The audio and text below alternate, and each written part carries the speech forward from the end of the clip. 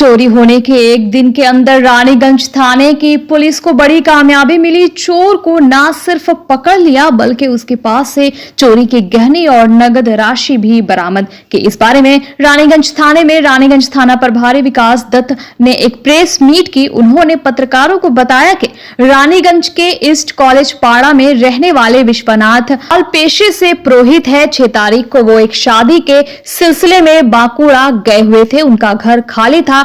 जब 7 तारीख को वो वापस आए तो देखा कि उनके घर के परिसर में ही जो काली मंदिर है, उस काली मंदिर से मां काली के गहने और 70,000 रुपए नगद चोरी हो गए हैं। उन्होंने इस बारे में रानीगंज थाने को सूचना दी। रानीगंज थाने की पुलिस तुरंत घटना की जांच में जुट गई। उन्होंने विकास शर्मा उर्फ टेटिया को गिरफ्तार किया और उसे अदालत में पेश किया। अदालत द्वारा उसके रिमांड मिलने के बाद उससे पूछताछ की गई और उसने कबूल किया कि उसने ही इस चोरी की घटना को अंजाम दिया है। इसके बाद उससे और पूछताछ की गई और इसके उपरांत उससे चोरी के गहने और नगद 40,000 बरामद किए गए। विकास दत्त ने साथ ही इस चोरी की घटना को लेकर और क्या जानकारी दी है, ये सब कुछ हम जानेंगे son of Bengal news channel पे, तो बने रहे हमारे साथ।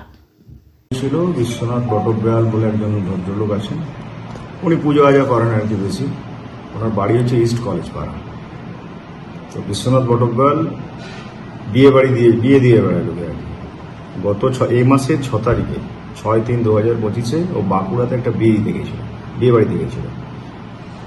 আর বিয়ে বাড়িতে যাওয়ার পরে 7 তারিখ যখন ফিরছে তখন দেখছে ওর মানে বাড়ি সংলগ্ন যে ঠাকুর মন্দির, মা কালীর মন্দির, সেই মন্দির থেকে যা যা জিনিসপত্র গয়নাগাটি যা ছিল মায়ের সব হওয়া মানে নেই, সেখান থেকে চোরেরা চুরি করে নিয়ে চলে গেছে। এবং তার সাথে সাথে এই টাকা পয়সা ও বলেছিল যে 70,000 টাকা আমার ওখান থেকে নিয়ে চলে গেছে। মন্দির সংলগ্ন মন্দিরের যে ড্রয়ার ছিল সেখান থেকে নিয়ে চলে গেছে, রাখা ছিল। তো তারপরে খোঁজ খবর করে আমরা বুঝতে পারি যে ওই দিনেই পরের দিনই আমরা 6 তারিখ, উনি 7 তারিখে আমাদের কমপ্লেনটা জানান, ঠিক আছে। 7 তারিখ কমপ্লেন জানার পরে আমরা খোঁজ খবর লাগাই। পুরনো ক্রিমিনালদের খোঁজ খবর করতে করতে দেখা যায় যে ওই এলাকায় কারা আছে। কারণ জানলো কি করে যে ওই তারিখে, ওই 6 তারিখে ও বাড়ি চলে গেছে, তার নিশ্চয়ই জানা ছেলে হবে যে 6 তারিখে বাড়িতে নেইও। তো খোঁজ নিয়ে তারপরে একদম কনফার্ম হয়ে আমরা এই বিকাশ মিশ্রকে ধরি। বিকাশ মিশ্র টেটিয়া ডাক নাম, এর আগেও অনেক চুরি কেসে ধরা পড়েছে।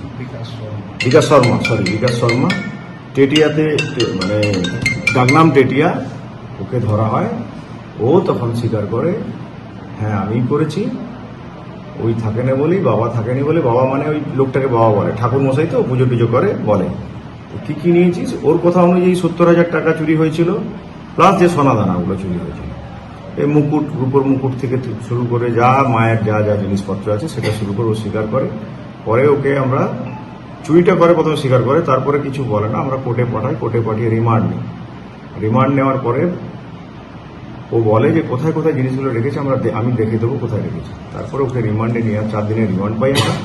8 তারিখে ফরওয়ার্ড করি, 4 দিনের রিমান্ড পাই। 4 দিনের রিমান্ড পাওয়ার পরে রিমান্ড পিরিয়ডে এই সমস্ত জিনিসপত্র যা চুরি হয়েছিল এক্সেপ্ট টাকা যেটা 70,000 বলেছিল, এর কথা অনুযায়ী আমি 70,000 টাকা পাইনি। আমি আমার কাছে 50,000 টাকা ছিল, না 48,000 টাকা ছিল, আমি 2,000 টাকা খরচা করে ফেলেছি।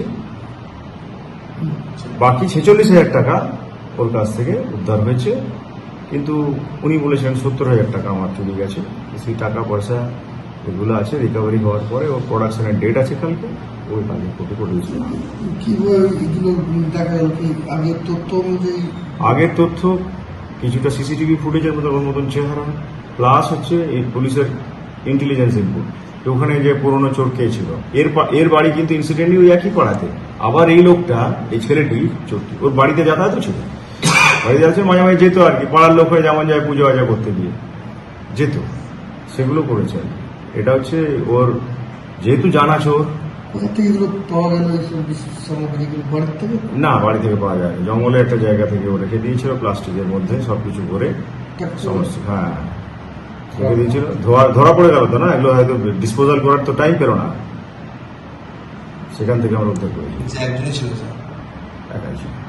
আচ্ছা, রানীগঞ্জ শহরের মধ্যে না বাইরে থেকে, মানে রানীগঞ্জ সারাউন্ডিং এরিয়ার বাইরে থেকে হয়েছে, মানে কালেক্ট যেগুলো করেছেন শহরের একদম ডেফিনেটলি ওর পাশে যেখানে খয়ের বাঁধ আছে সেই জঙ্গল থেকে, রানীগঞ্জ শহরের মধ্যে বাইরে থেকে উদ্ধার হবে। যেখান থেকে উদ্ধার হয়েছে সেখান থেকেই আমরা বলছি যে খয়েরওয়ান জঙ্গল মতন জায়গা ছিল সেখানে।